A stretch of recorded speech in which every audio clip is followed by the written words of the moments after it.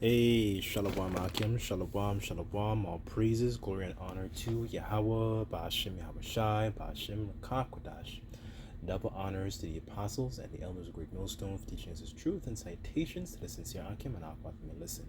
May the blessing of election be upon your house. My name is Brother Raquai. I'm back in here with another quick and Lord's will, as always, an edifying lesson, and I pray and sincerely hope that this lesson may be edifying and comforting. So today I kind of just wanted to discuss this topic about this comment essentially that this guy in Sakari said about 1,000 years, and that's essentially, I guess, implying that Yahweh Shai won't return for another 1,000 years. And so along those lines, something he said, and I was kind of just meditating on it, and that's a really filthy mindset to have, right? And the reason I say that, it's because you don't care about the welfare of your own people to say that. So, and on top of that, over the past, like, how long has it been? It's been almost a month ever since, you've had, Donnie get into office. And I think, honestly, sometimes, you look at the news and you think, there's so much going on. So I find it kind of strange that you're saying that, right? So let me get a couple precepts in regards to that, because he doesn't seem to actually care about the welfare of the sheep and care about the flock, right? So I guess I'll start off with Acts.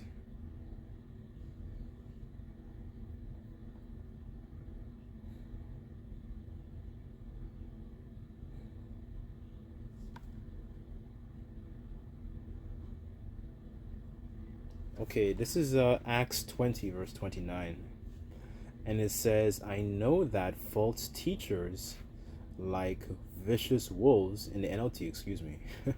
It says, I know that false teachers like vicious wolves will come in among you after I leave, sparing the flock, right? So I believe Paul was making his departure from Ephesus, right? Yeah, it was the church of Ephesus, right? So it says, even some men from your own group will rise up and distort the truth in order to draw a following. Watch out. Remember the 3 years I was with you, my constant watch and care over you night and day, and many tears for you. And I entrust you to the Most High, Yahweh, and the message of His grace that will build up yourselves to give you an inheritance with all those He has set apart for Himself. Right, so we don't essentially have an inheritance, in this place. An inheritance is something that is passed down, from your father, and considering the fact that we're in so-called Black History Month, Jake essentially takes his opportunity to go back to their so-called roots, so to speak, what they think their roots are. We don't have, we're in captivity.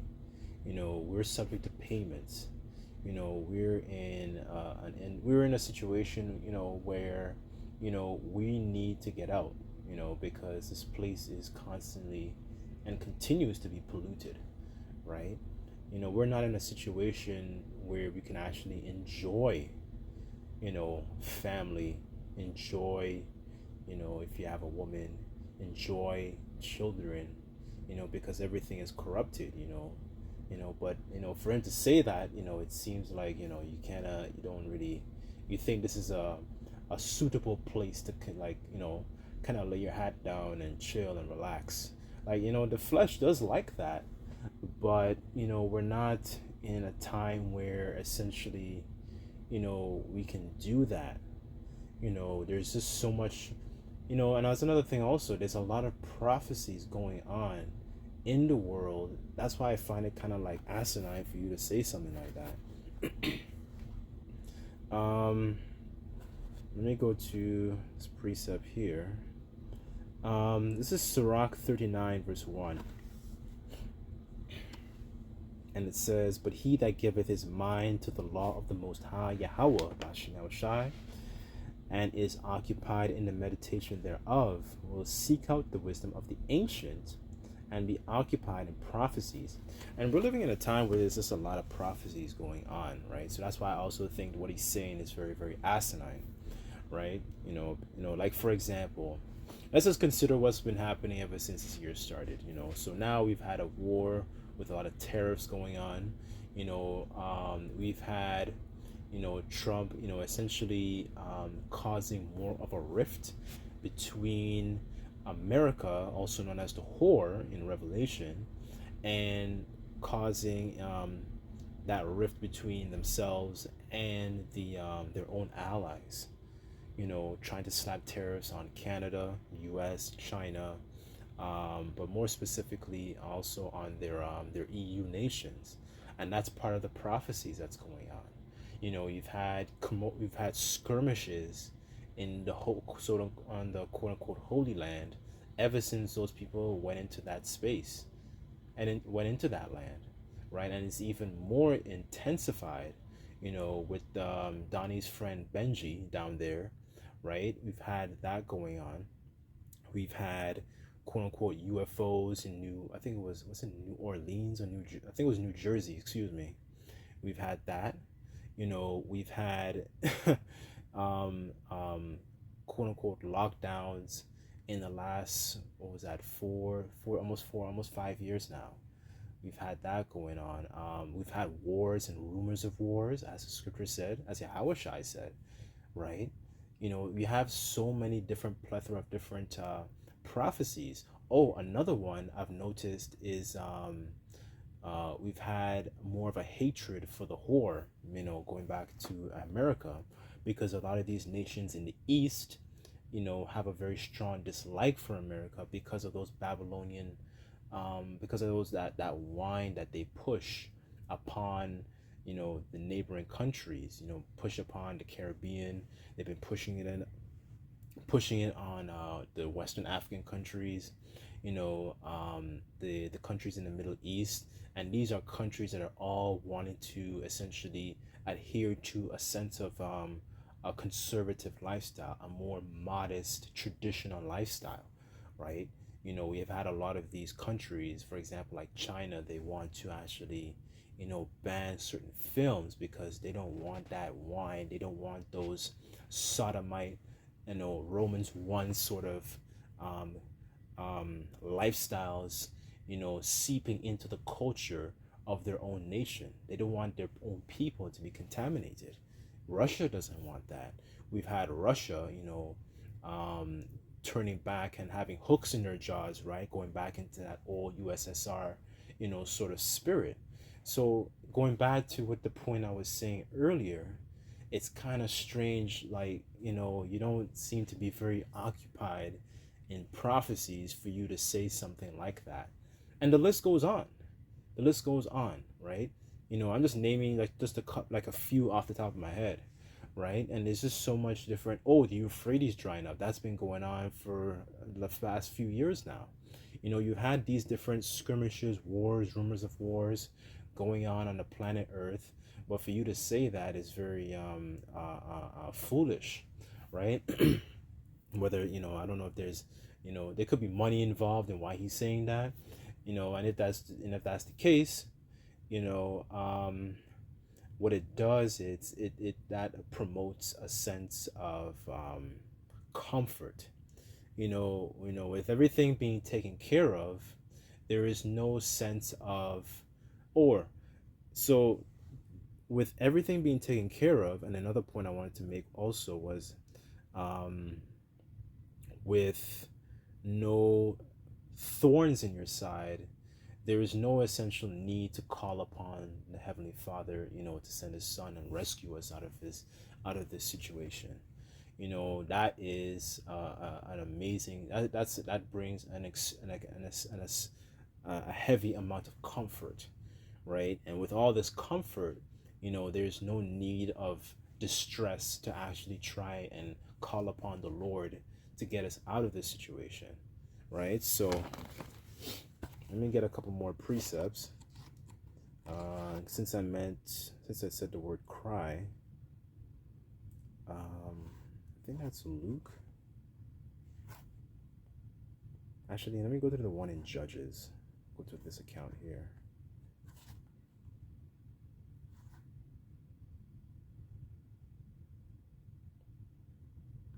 As a matter of fact, let me get it in the NLT.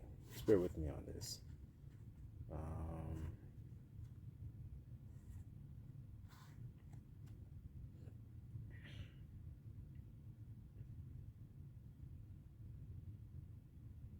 Okay, this is Judges chapter 6, verse 2. I'll read down to verse 6, and it says, And the Midianites were so cruel that the Israelites made hiding places for themselves in the mountains and caves and strongholds. Whenever the Israelites planted their crops, marauders from Midian, Amalek, and the people from the east would attack Israel, right? So essentially Israel had gone off, and I believe they were worshiping Baal in this account here. So it says, camping in the land and destroying crops far away as Gaza, which left the Israelites with nothing to eat, taking all the sheep, goats, and cattle and donkeys. These enemy hordes, coming with their livestock and tents, were thick as locusts. They arrived on droves of camels, too numerous to count, and they stayed until the land was stripped bare. So Israel was reduced to starvation by the Midianites. Then the Israelites cried to the Lord for help, right? So I'm reading this to show you, Israel was being besieged, being taken over by the Midianites, right? And eventually the Lord raises up a judge named Gideon to essentially, rescue the children of Israel, from these enemies. But the point I really wanted to hit was in verse 6, was the fact that, Israel was reduced to starvation. And I'm reading this with the mindset of Jake essentially had to be reduced to that circumstance and get into that sort of mindset where, there is nothing to eat. We don't have any sheep. We don't have any cattle. We don't have any corn, wheat, no flour, any bread. We don't got nothing. And when Jake got to that mindset, it was like, damn, we got to call on the Lord, right? But I'm also equating this to in these times also, because in these times, while you still have,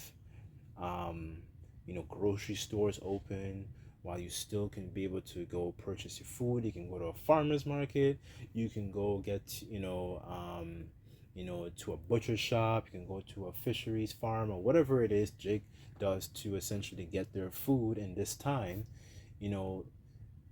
Jake doesn't essentially have the mind of calling upon the Lord, during this time while they have those things. Like the scriptures say that in their affliction they shall seek me early. So because this individual here is not going through any sort of affliction, and a lot of our people are in that same mentality also, because there is no affliction, because there is no thorn, like, damn, bro, this thorn is painful, you know what I'm saying? They're not in an uncomfortable situation where they feel like there's no urgency to get out because there is no thorn, because there is no affliction, right?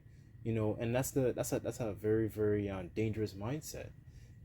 Jake doesn't see the value in actually trying to call upon the Lord, because everything is kind of cushiony, it's nice, it's fine, it's dandy. You have police protection, you got roof over your head, you got you got all these different carnal things. Oh, another thing, entertainment.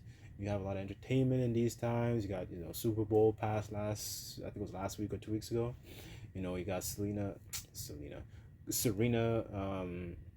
Williams, she crip walking. Kendrick Lamar is the star of the show, and you know what I'm saying. Like you have all these different comforts where there is no urgency for this individual to kind of essentially call upon the Lord, you know, in that mindset, right? The Lord's not in their thoughts. That's pretty much the point I'm trying to say, because they're not being brought to the brink of um, starvation, right? Let me go to the book of Amos.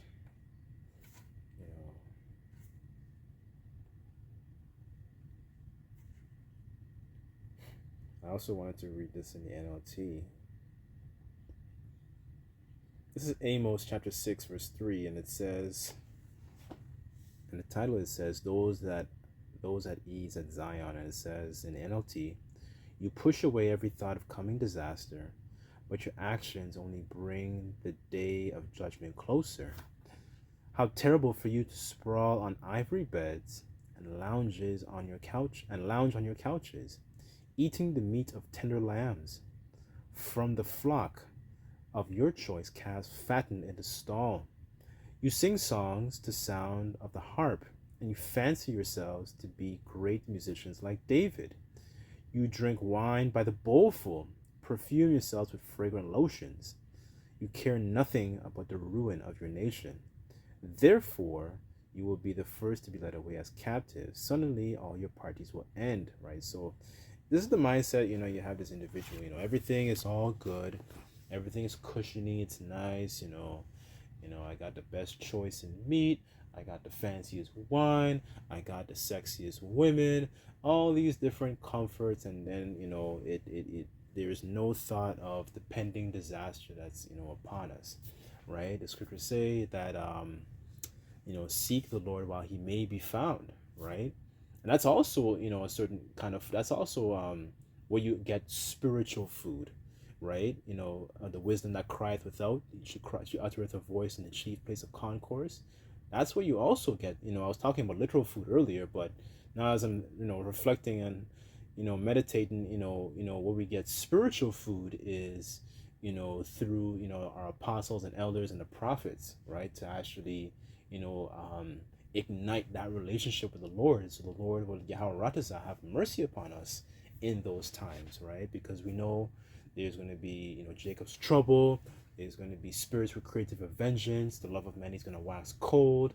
A famine of, from hearing this word.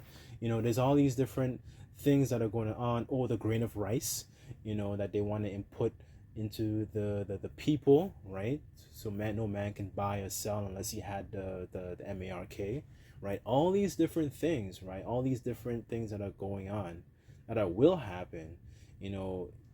This individual here doesn't have that mindset of all these different things that are occurring upon the planet Earth. He's very, very out of tune, I find, right? That's not a good song to sing. But that's pretty much, the point, I was just meditating on. I kind of just want to share some thoughts on it. This guy his mind is not on, his mind's on, as a matter of fact, let me bring out this last precept here, because I keep stumbling. I think it's Colossians. It's 3. Okay, Colossians 3 verse 2, and it says, set your affections on things above, not on things on the earth, right? So, we don't have an inheritance in this kingdom, man. We don't have land, we don't have resources, and that's what we want, we want a righteous kingdom to be set up upon the planet Earth, right? Where we can actually be and have comfort. We want to be able to dwell with our own brethren, in unity, right? We want to be able to enjoy our families and our children and our wives and so on and so forth. We can't do that in a place that's polluted. So anyways, I guess I'll leave it there, but Lord's will, this was edifying. So I to give all praises, glory, and honor to Yahweh Bashim Yahushai, Bashim Rakak, Wadash, double honors to the apostles and those who great millstone for teaching us his truth. Until next time, I say, Shalom.